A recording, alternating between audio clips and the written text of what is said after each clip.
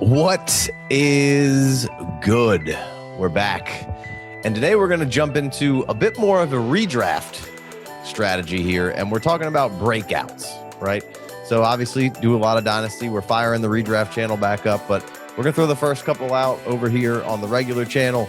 And right now we're going to go through, we're going to list a breakout at every position, and we're going to do 2 at wide receiver, 2 at running back, 1 at quarterback, and 1 at tight end. So I got Chev, I got Jeremiah. I'm going to call on Jeremiah here first to see who your first breakout is, because I swear to God, if Chev says Tucker Kraft, I'm going to lose it. Hey, relax. You just got to let the medicine take hold, okay? Just relax. That's right.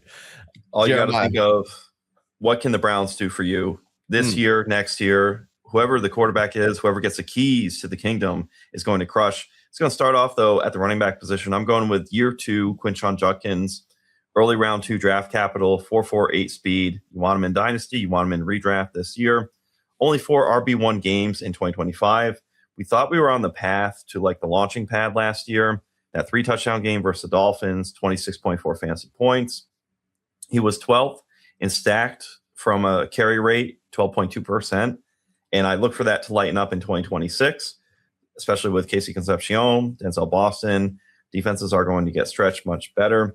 10th in dominator rating last year, which is a RB percentage of total team yards and team touchdowns generated for the offense. So that's just like an under the radar stat there for Quinshon Judkins. His offseason, he spent rehabbing that injury, the dislocated ankle, fractured fibula. In the last month, though, he's been full go, full steady. Coaches have hyped up his speed, hyped up his recovery all off season. And you have no issues with his rookie season. Okay, the rookie season is the longest season as is, but he did have that domestic issue that arose. It was a distraction, and he also didn't really have his contract settled for quite some time. So he's got the clear eyes, full heart, can't lose. Quinshon Judkins, 2026.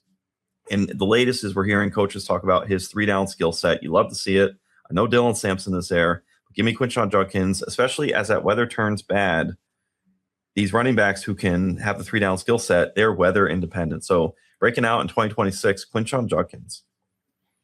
So Quinshon, we got a Brown on there for a little redraft love. I like it. I think we're going to be in a bit better of a situation here for the Browns. I feel like they rebuilt that offensive line.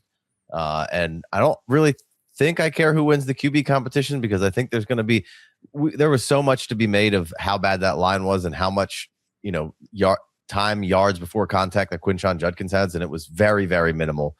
Nobody almost saw anything less than what Quinshon saw last year. I think that's improved. I think we see big improvements from Quinshon there. So I love that one. Chev, that was your guy. I feel like he just stabbed you in the back right there in the cement aisle with a cement stake, maybe a piece of rebar. I'm going to be honest with you. Wait, did you had Judkins? No, that's just this guy. Okay. It's just going back to the origin of the cement aisle and where this all came from is just, I couldn't even hear anything you said because I just heard like a power saw and just power tools when you said Quinshon Judkins. So I'm sure that you did a great job. I just blacked out for a little bit when I started thinking. I had some aggressive visions. I have aggressive visions about Quinshon Judkins, so I love that. And I'm gonna stay in the pocket right here with you. And another glass eating fiend with CTE Skattebo. Yeah. And we've been here. I remain here. I think that this is, you got Greg Roman, the tight end and running back kingmaker. They're going to run the piss out of the football. They got Francis Maui-Noah that they selected 10th overall to help shore up the offensive line. They brought Jermaine Illuminor back. They've gradually built out the trenches, even though they did lose Dexter Lawrence on the other side of the ball. But this is about Scat Pack. So right now, I believe he's listed at RB17 on the redraft rankings, pick 53. We're going to start to sharpen that up. We got to get those numbers up. I think this is a guy that is locked and loaded for a top 12, if not higher, finish. So he's 5th in our running back target share in weeks 2 through 7 before he didn't play the full snap share, full complement of snaps week 1. And then in weeks 2 through 7 before the injury in week 8, 5th in running back target share, 24% targets per route run, 8th in receptions through that stretch. third in missed tackles forced per attempt at like 0.26, and then seventh in yards after contact. So you have a team that wants to be extremely physical. You have a guy whose brand of football is just being more physical than you and being willing to do that over and over again. So if this team needs an identity, this team needs a mascot, it's going to be on the back of Cam Skattebo. No Diddy, if that came across the wrong way. But what I'm saying is, if there's an identity that's going to lead this team to more wins than we think in 2026, it's going to be Cam Skattebo and him just being willing to consistently run through defenders and opponents' faces. And like I said, the offensive line has improved. So I think that, like I said, he's going outside the top 12 running backs. He's going to comfortably finish within the top 12 running backs. Pause. If he just stays healthy and plays, let's say 15 games. He's gonna land us a top 12 finish, if not higher, because of, I mean, and this is no slight to Tyrone Tracy, who I think is going to have some utility as well, because we know Greg Roman offenses run the piss out of the football. So that is my first player, and I'm pretty excited about it. Yeah. Also, maybe potentially void of a bunch of playmakers. I think Tracy's one of their better playmakers. I think they should figure out ways to get him involved, but Scat Pack should be the number one there. So do you have a second running back for us, Jeremiah? Yes, give me, and this is redraft treat, so age is less of a factor, but give me Rico Dowdle. The Steelers were a backfield that I mentioned a couple weeks ago in I think it's the most recent show that dropped, but he's RB44 in the crowdsource ranks, 28 years old, as I mentioned, back-to-back seasons, respectable 12.4 and 12.7 fantasy points per game. That's with back-to-back 1,000-yard rushing seasons. Back-to-back seasons of 39 receptions, Rico Dowdle. He's had 249 and 297 receiving yards, respectively. So there's some juice there. He is, Rico Dowdle, juiced up Sean Tucker. Weeks 5 and 6 last year was RB1 and RB2, 234 rushing, followed up by 239 rushing yards. So a guy in 2 weeks who can get near 500 rushing yards, give me I'm looking at a 1,300 rushing season, 10 plus, get a double-digit touchdown season, and you're looking at a back-end RB1 potentially in fantasy football who's just layered so further down. So I'm calling the breakout on he's going to get career highs, and he's going to be the feature back in Pittsburgh. I know we love Jaylen Waddle for the PPR goodness, but give me at 28, Rico Dowdle really putting together an entire breakout season. He's going to be a league winner, a leverage point player that you can get where you build at all your other positions and you back into, after getting your hero running back, maybe it's a Quinshon Judkins. Okay, maybe it's your Jahmyr Gibbs, of course, right at the beginning, or Christian McCaffrey, as we were talking about. But then you just wedge in that missing block of Rico Dowdle. You love to see it. So I'm very high on him. Breakout in the redraft streets. Rico Dowdle, Pittsburgh Steelers.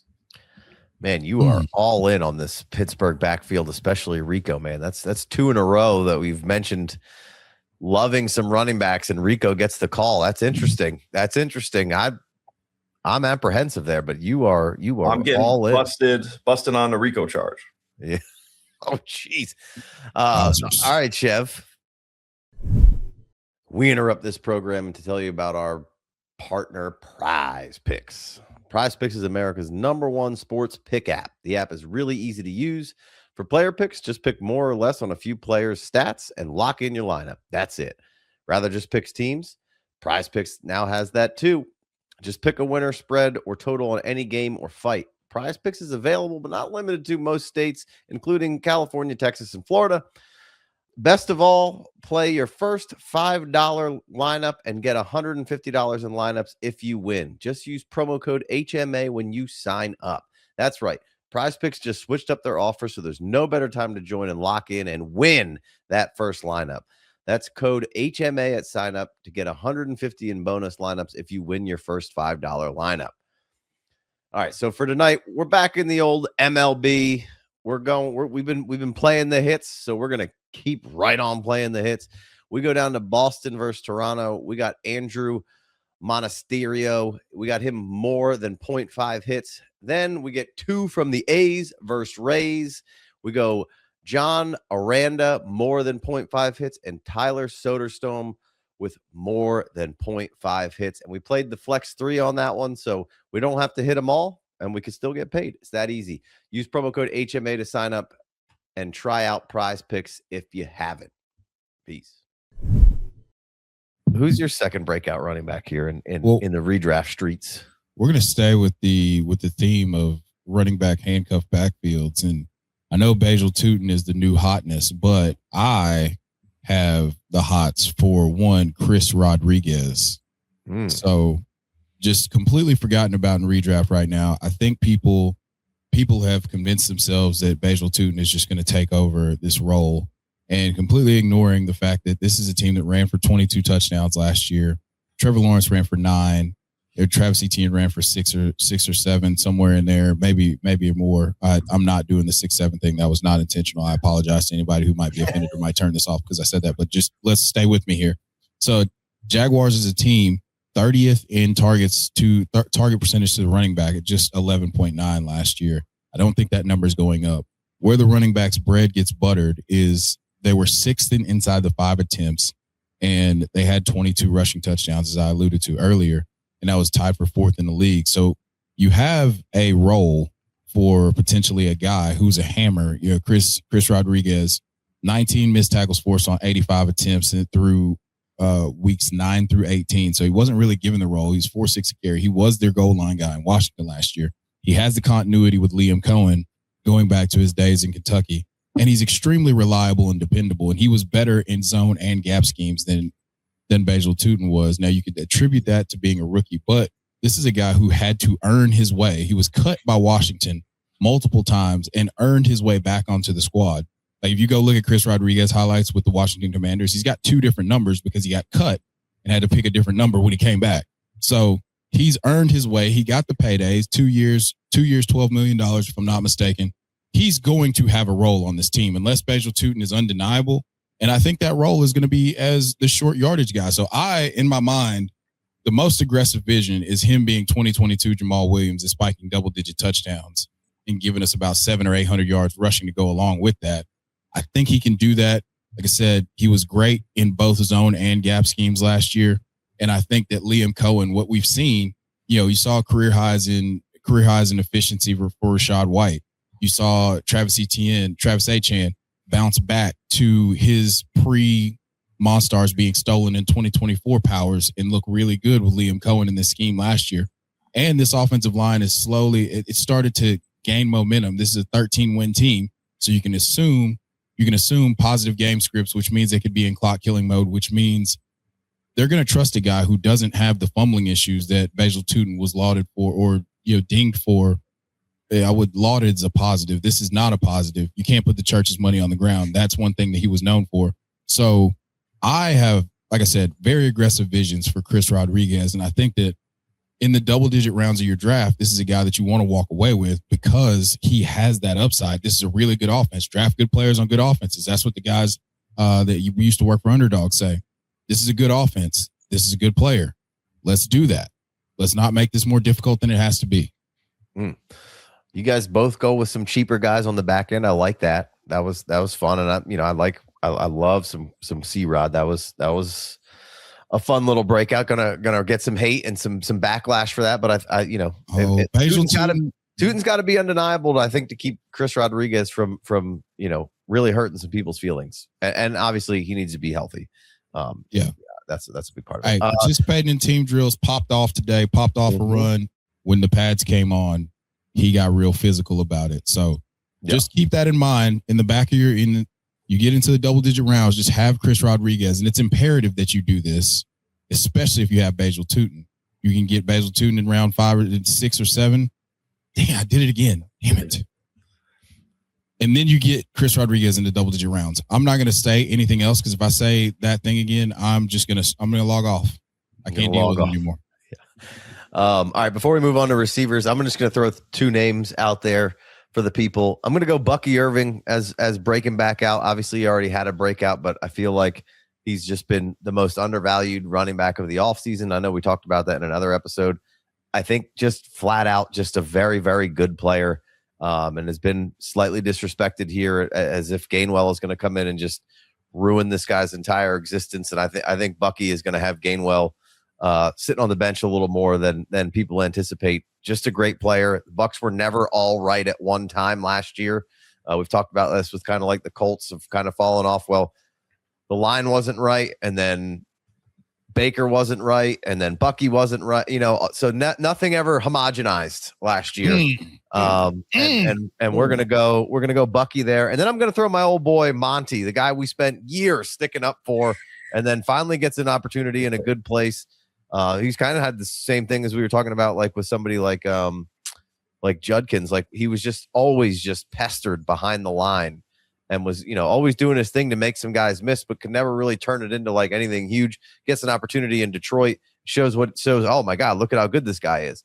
And now I think he's going to go on his third stop over to Houston, give us a Joe Mixon-esque performance, get this running game back on track, get the Texans back on track. Guys, this defense is elite. If we can just get an okay functioning offense with a decent run game, the Texans are probably a Super Bowl contender. Like, it's that simple, Like CJ Stroud just has to not be terrible, and they just have to be able to run the ball. This defense is so damn good, and I think Monty's still got plenty left in the tank. Now, that doesn't mean I don't like Woody. I do think Woody's going to have a nice role in here. I think they complement each other really well. I think Woody was just misplaced as a rookie last year with what he was asked to do in this offense, and the offense just flat out stunk. They rebuilt this offensive line in the offseason. They've got some good opportunity. Higgins gets into another year. Nico stays healthy. Maybe we get Tank Dell back. Maybe we see a little Jalen Noel. I think everything maybe just gets a little better. So I'm throwing those two out there as guys breaking out in the RB room. Let's move on to the wide receivers. Jeremiah, give me your first wide receiver. Hey, we'll start with somebody a little bit cheaper this time, and I'll go somebody up the ladder next. Jordan Addison, though, not a lot being talked about with him. He's not really high for breakouts for people. Wide receiver 34 in our crowdsource ranks, 106. He is age 24 and a half. The Vikings picked up his fifth-year option. So we are going to get Jordan Addison's first 1,000-yard receiving season. He's going to get some of the best quarterback play he's ever had with Kyler Murray. Whether that's saying a lot or a little, I'll leave that to the audience to be judges. Recall the rookie season, though, with Kirk Cousins, where he balled out with just over 900 yards, and he had a plethora of receiving touchdowns.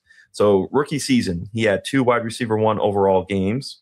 2024 had a wide receiver 1 overall game and a wide receiver 3 game. So his best output was week 7 versus Philly in 2025, 21.8 for a wide receiver 12 finish. So there's a lot going on. Wentz and McCarthy, just not the right combination. If we've seen QB play affect Justin Jefferson so bad, doesn't it reason that Jordan Addison also suffered those same costs? So I have Kyler Murray thriving in 2026. Where does that yield? Where does that look like? And where does that come from?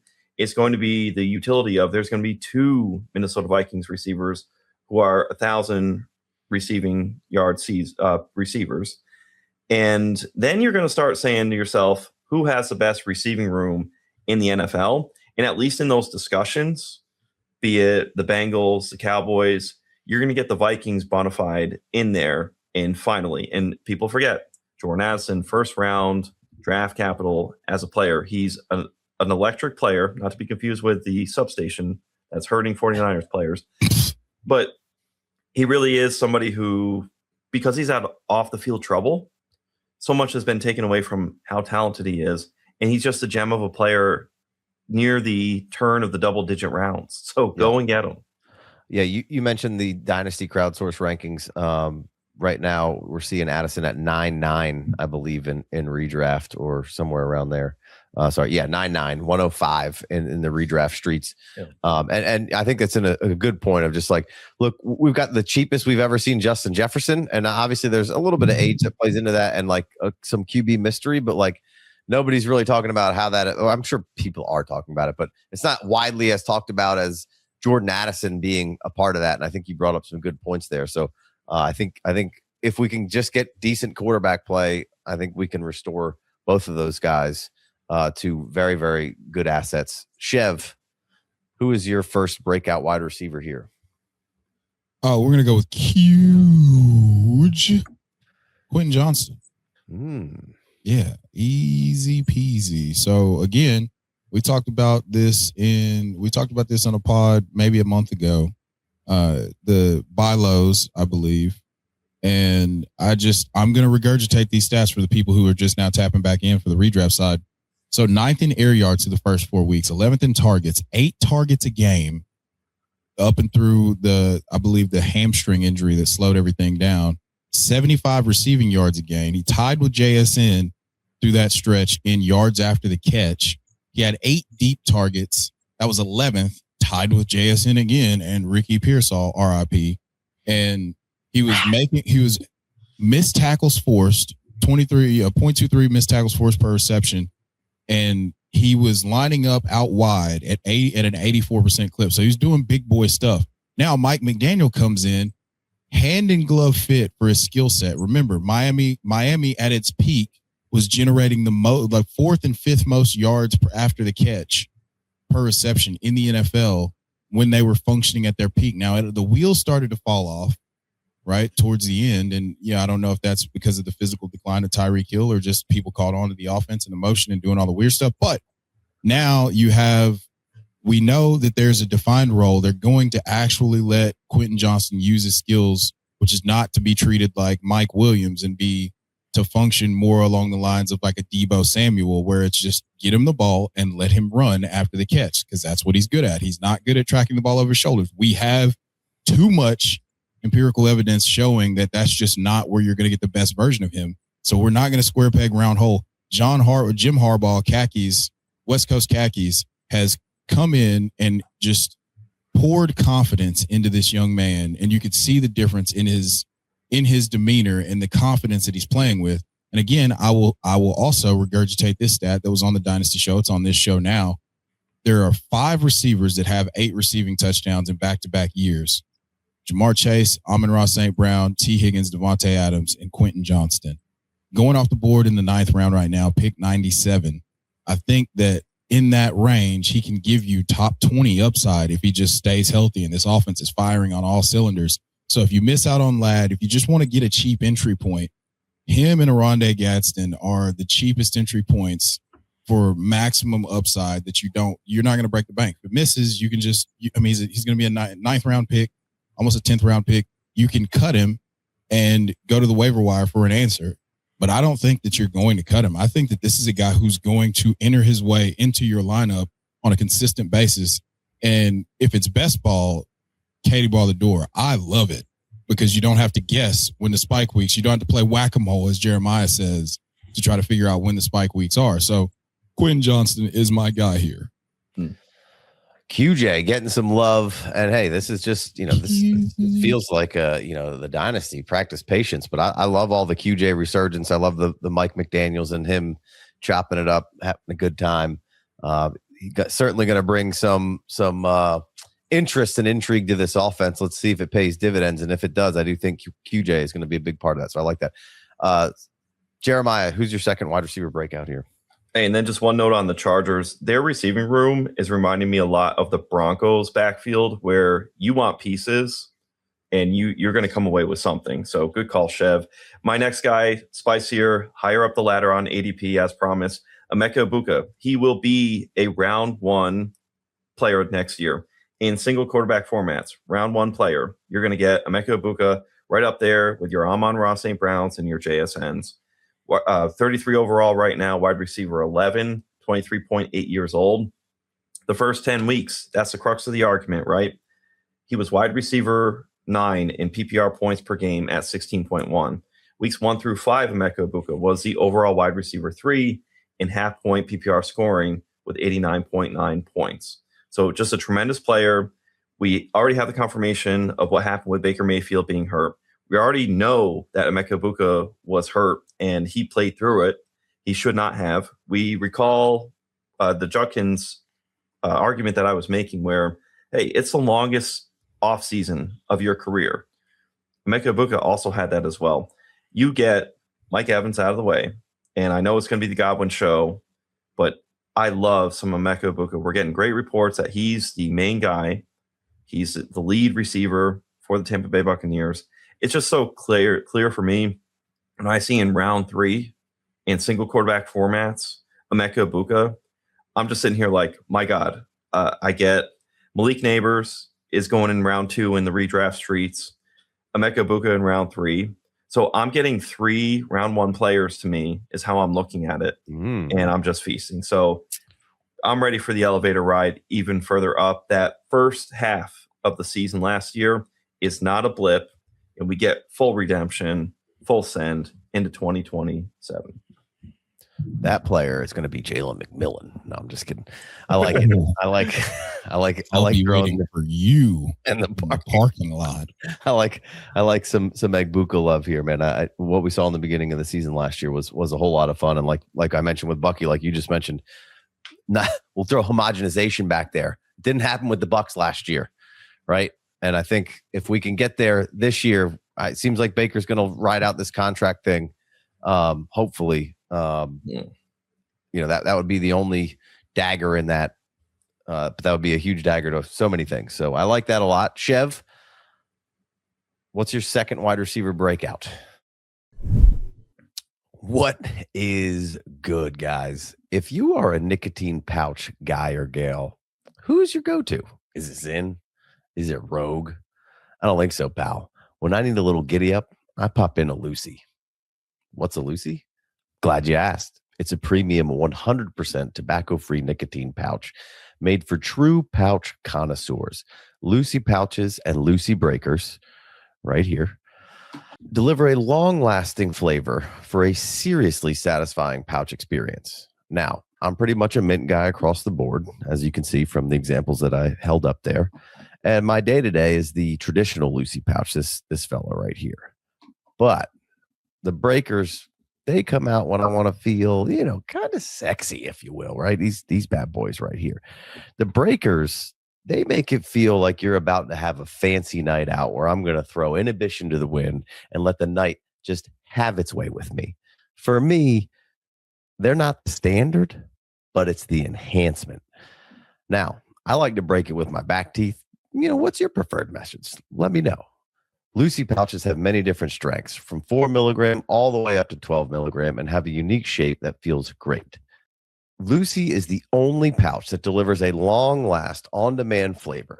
You can get 20% off with your first order when you buy online at lucy.co with promo code HMA.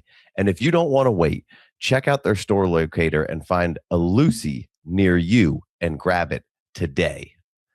Now, here comes the fine print. Lucy products are for adults of legal age, and every customer is age verified. Warning, this product contains nicotine, and nicotine is an addictive chemical.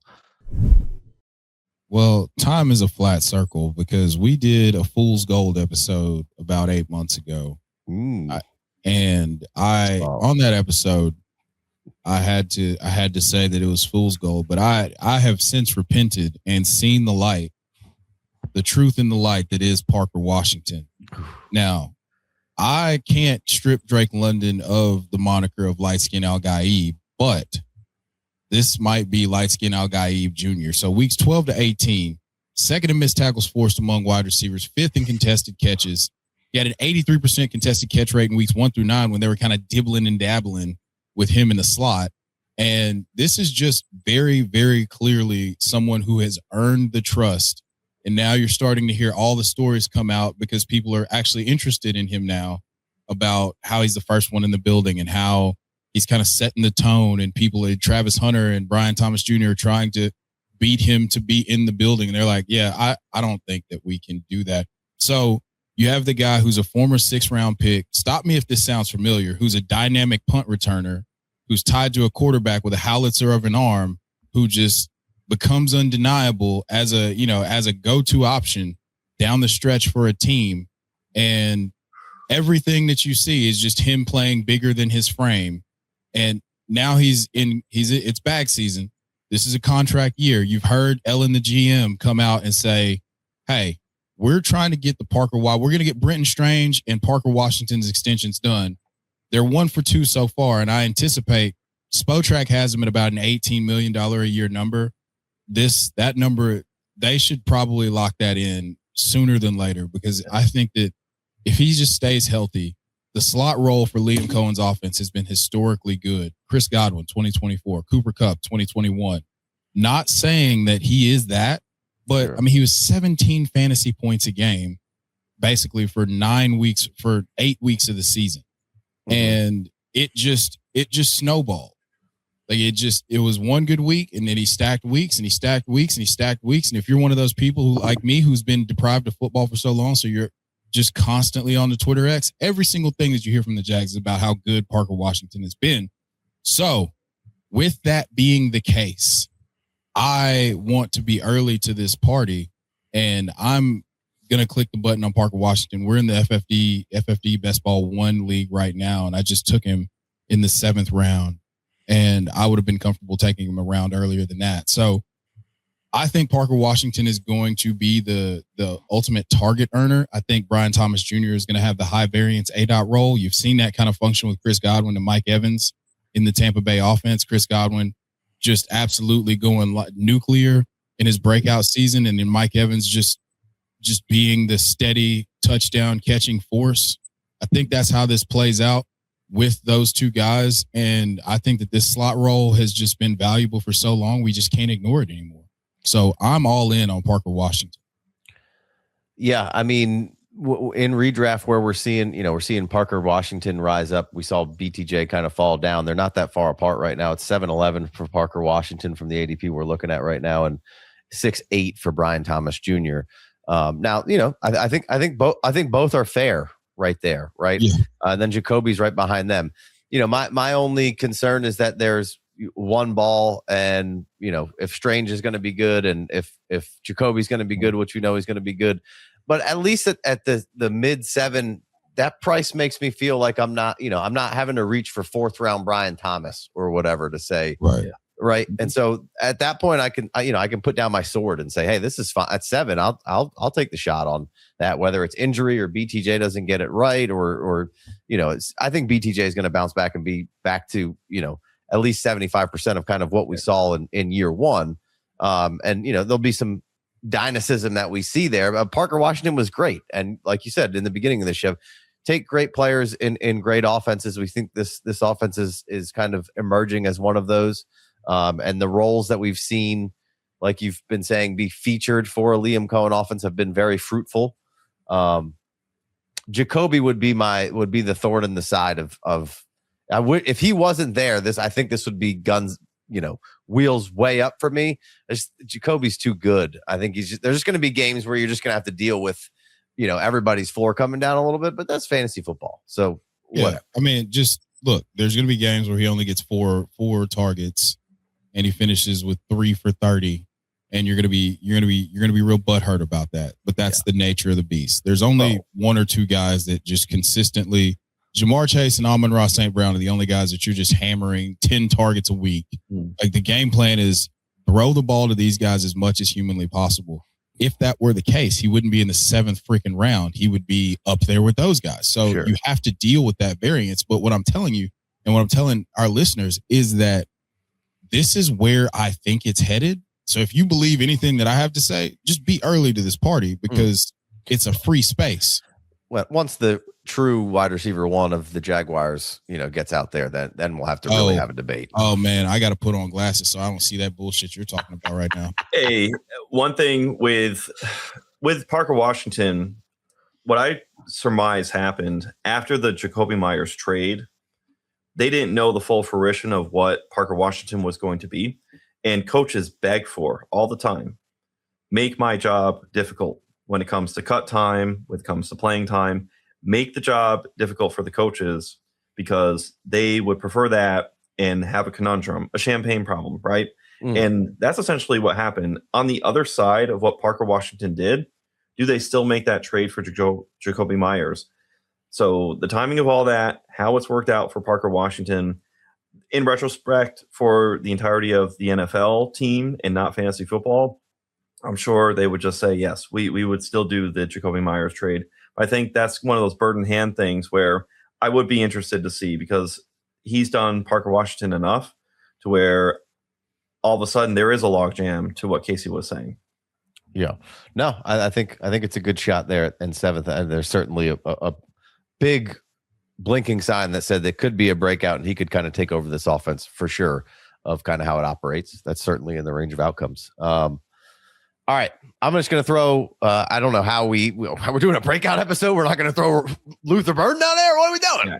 Can he be classified as a breakout? No, I don't even want to do it because everybody's saying, and obviously love Luther coming out. No. There's a sect. There's a dark corner on Twitter X where everybody just hates Luther Burden. Well, it's the house divide. It's Rome or Luther. You can't like both. And I'm like, I got them ranked back to back. I like both of them. I think they function differently in the offense. I think if this offense takes a step forward and is this, this should be one of those, the guy in charge, head coach wise, and the guy in charge that actually throws the football are the closest thing to Mahomes and Andy Reid that we have. And that's been, extremely fruitful for an offense.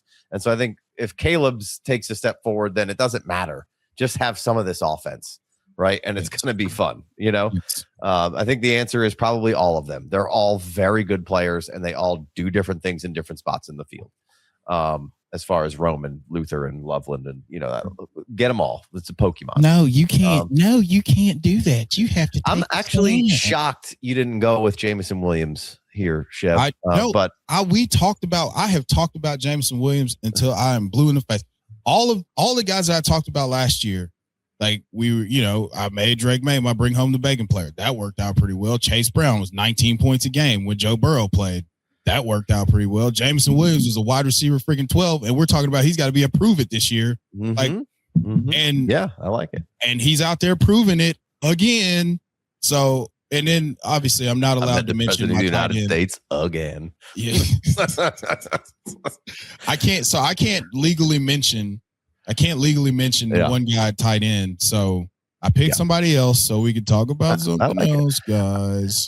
J-Mo's was being interesting. I'm going to throw Terry McLaurin out there as a re-breakout. I think he's got the juice to be a top 10 wide receiver. I can't stop drafting Terry, so I gotta throw him in there. Of just this guy's so good. I think we've forgotten how good he was. This whole Washington thing came crashing down after last year, which you kind of expected, but maybe not back to the way it did. But I think we see a little bit of liftoff back with Terry and JD there. So I'd throw Terry out there as kind of a re-breakout. And I mean, I think everybody's on Waddle at this point breaking out, but just getting back to somebody that you trust in your lineup week over week at the very least for Jaylen Waddle, just because of how this offense operates, right? Take all the stats, take everything else, throw it out the window. But how Sean Payton and how Bo Nix work in cohesion of death by 1,000 paper cuts and then shots, Jaylen Waddle was made for that. He can give you the screens, he can give you the behind the line of scrimmage stuff, and he can get you deep.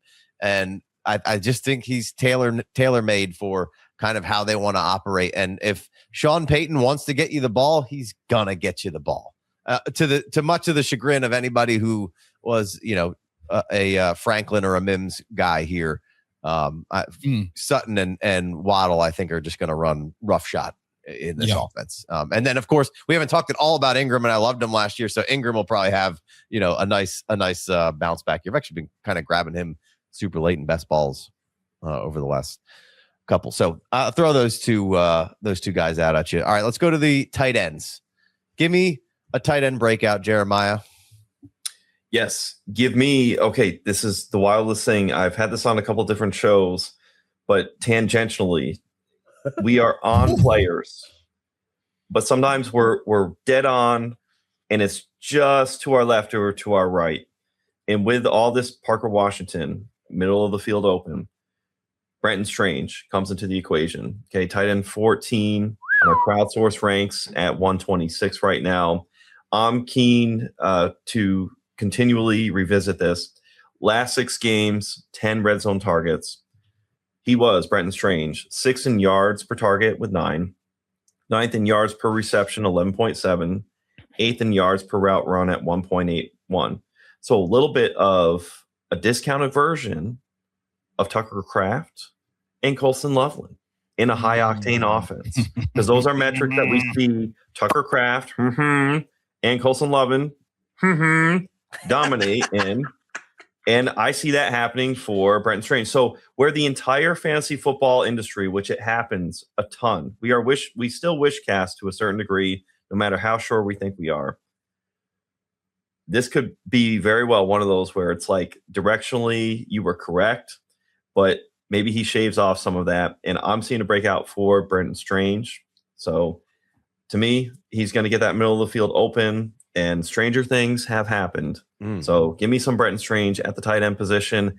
I feel like he's a player too. There's novelty here because we had somebody in the comments who was like, hey, this is just a topic that everybody talks about. Well, we've covered some players who isn't, the entire chalk of every industry here. So give me some Brenton Strange juxtaposed with people's Parker Washington.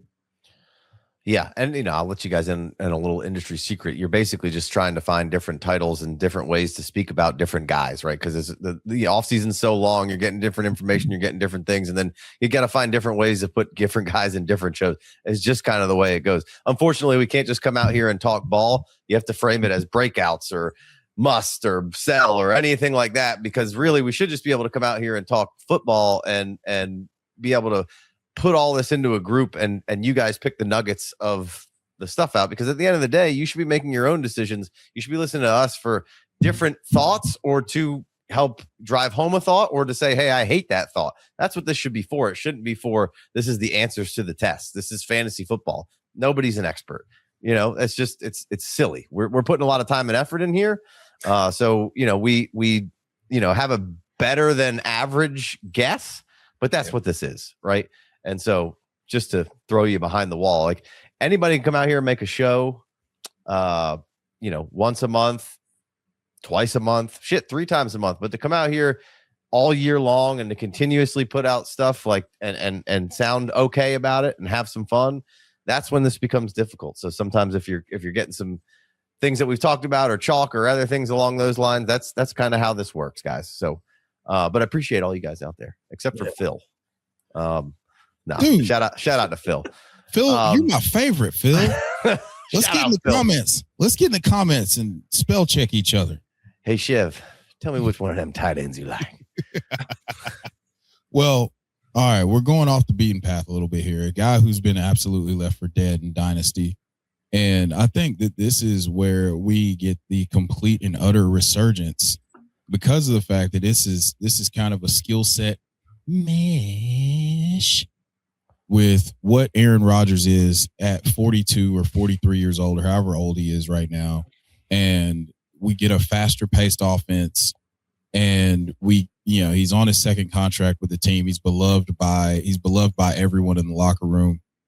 And we've seen Aaron Rodgers just spike a tight end to a double-digit touchdown rate, and Pat Freiermuth has always been good at scoring touchdowns. So we're going with Pat Freiermuth, the forgotten man. We know how much Arthur Bin Laden loves tight ends, but he only loved Darnell Washington and Jonnu Smith. There was no room left for Pat Freiermuth. Pat Freiermuth, has the 3-year, $42 million extension that he signed.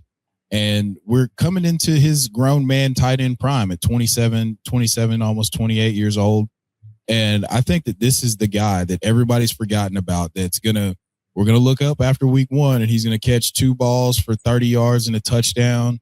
And then that role is just slowly going to start to grow. I've been trying to keep ahead of training camp reports, because this is one of the ones that I was like, man, why does no one like Pat Freiermuth anymore? Why do I? And I didn't want him on my roster. And now I was like, wait, that's really stupid. Why? He's good at football. He's just in a less than ideal situation.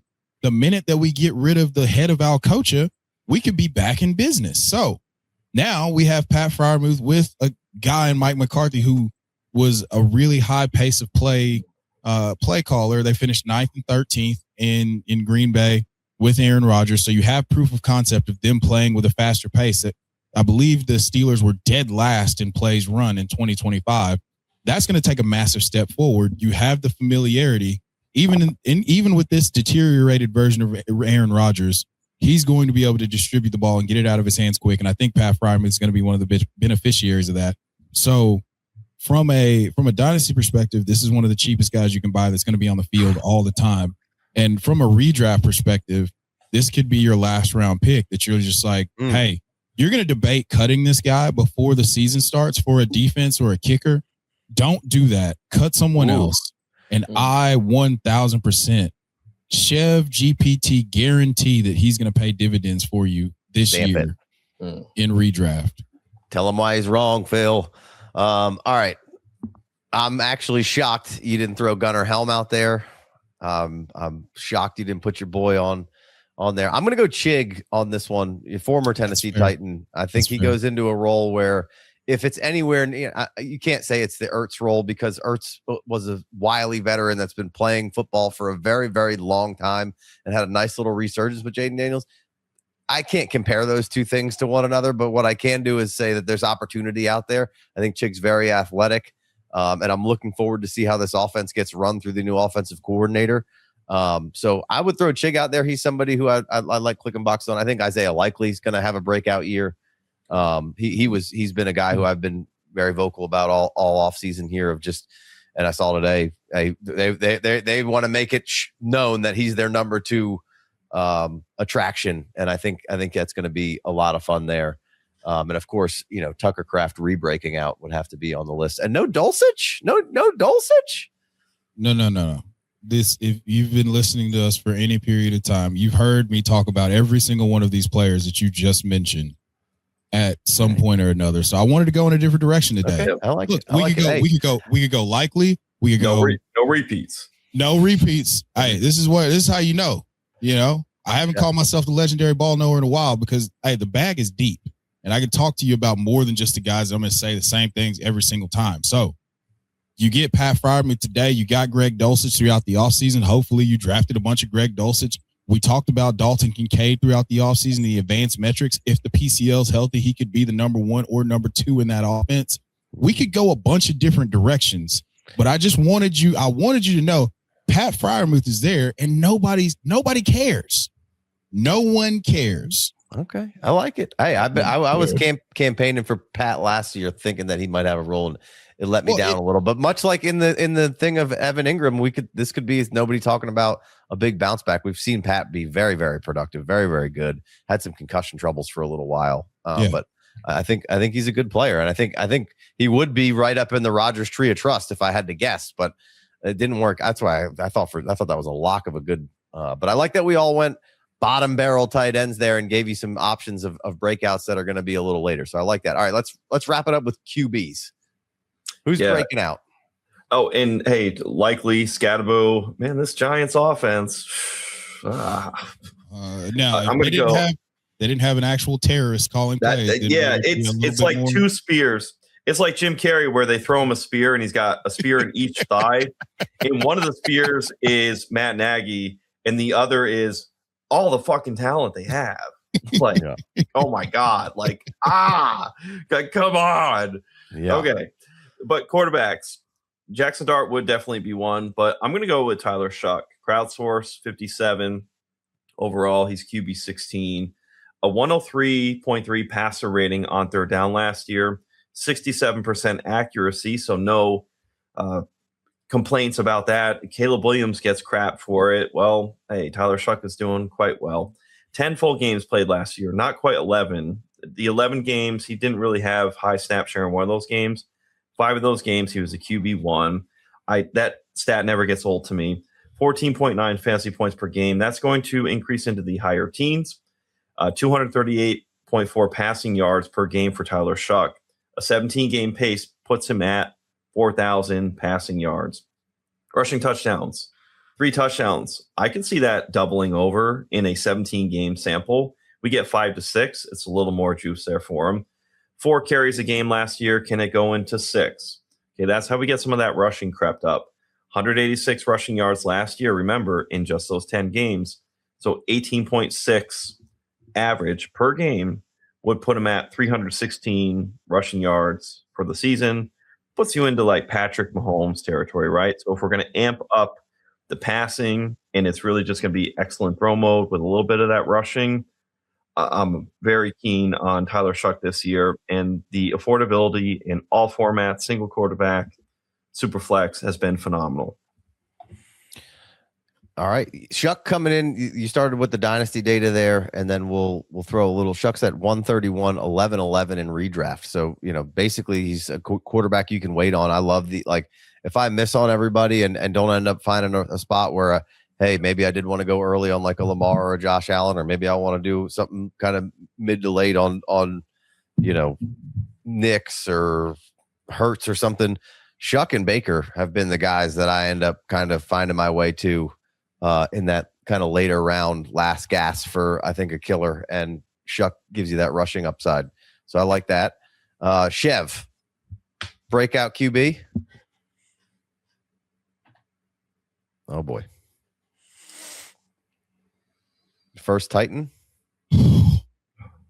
Okay. He gets one. He gets the one. The arsonist was denied a bank loan. All right, don't mess this up. Don't mess it up. Don't mess it up. All right, Cam Ward. I know that there's still a prevailing sentiment of people who haven't watched a lick of Titans games or know anything about Cam Ward. I have been beating the drum that this was a guy who was cast into the worst situation. It was a Bryce Young-esque situation, and he was able to overcome that as soon as the terrorist known as Brian Ben Callahan was removed from his duties. So weeks 11 to 17, he led the league in touchdown interception ratio, 10-1 touchdown interception ratio, 6th in deep throws, 61% first read target share, and he had 19 throwaways in that span, which means that there's just nobody open a bunch of times, and he chose to throw the ball away instead of turning it over. He's got the magic that we've talked about. Casey, you said that just watching him, there was an element of, hey, this dude has that Roethlisberger, Mahomes-esque type of keeping the play alive and just doing things off schedule that just completely fry a defense. And you saw that over the course of the back half of the season. There are people who say, oh, he holds the ball too long. Like, brother, I watched every second of Titans games. I promise you, if there would have been somebody for him to throw it to, he would have done it. Okay? He would have done it. So now you get Brian Daboll coming in. You saw the success that he had with Jackson Dart. They were putting up points left and right and also blowing fourth quarter leads at an alarming rate. That's why he's no longer the coach. He's the offensive coordinator of the Titans. And I think that this is going to be great for the development of Cam Ward. You saw the step forward that Josh Allen kind of took. Now they're coincided with Stephon Diggs coming to town. You have Carnell Tate and Wan'Dale Robinson coming into town to be more reliable pass catchers and having all day 3 pass catchers as your primary options as a rookie. So I expect Cam Ward to take a massive step forward. If you watch quarterback, you saw that the attention to detail that he just has naturally. And I said a couple times during the season last year, he has to learn what the NFL pocket is, where his drops are, getting there on time and adjusting to the timing of the game. And as the year went on, you saw him play some of the elite.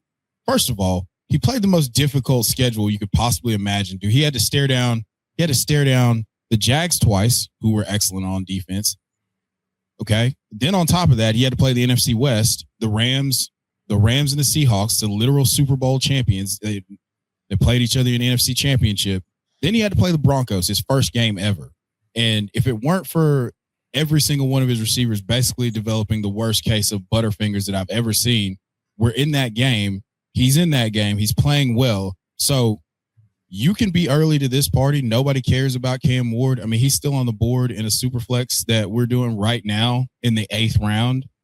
And I can't understand. He has the arm talent. He has the mobility. No, he's not going to run for 600 yards or even give you, what Patrick Mahomes gave you as a career high in rushing yards in 14 games last year. But he has the mobility of like a Ben Roethlisberger, where young Ben Roethlisberger was slinging people off.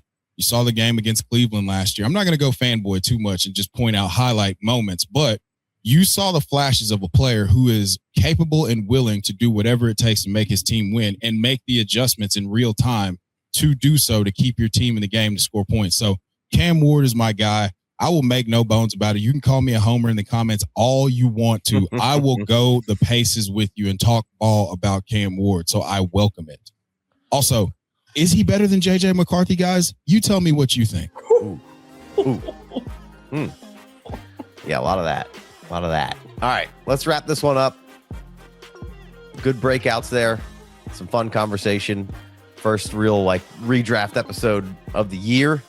Again, we'll be firing up the FFD Fantasy YouTube channel here over the next couple of weeks, but we're going to throw the first couple out over here, and you can catch it all on the FFD podcast, of course. For Casey, Chev, Jeremiah, or the FF Dynasty, we'll catch you next week. Peace.